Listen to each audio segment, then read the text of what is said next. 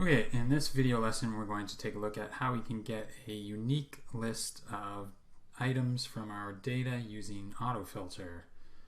So here we have some data, and the salesperson column, the first and last name, is duplicated throughout. So we just want to get a list of all our salespeople and not have any duplicates in it.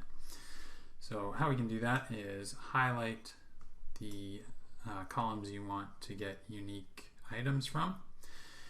Go up to the Data tab, and in the Sort and Filter section, select Advanced Filter, and that's going to open up our Advanced Filter option.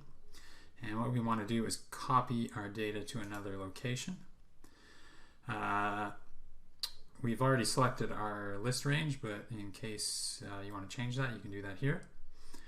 And we're going to copy to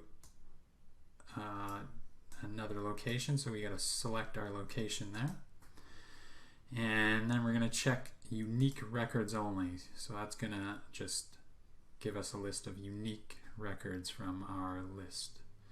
So press the OK button, and Excel has gone and made a copy of all our salespeople, and it is a unique list. So each person is only listed once in this data.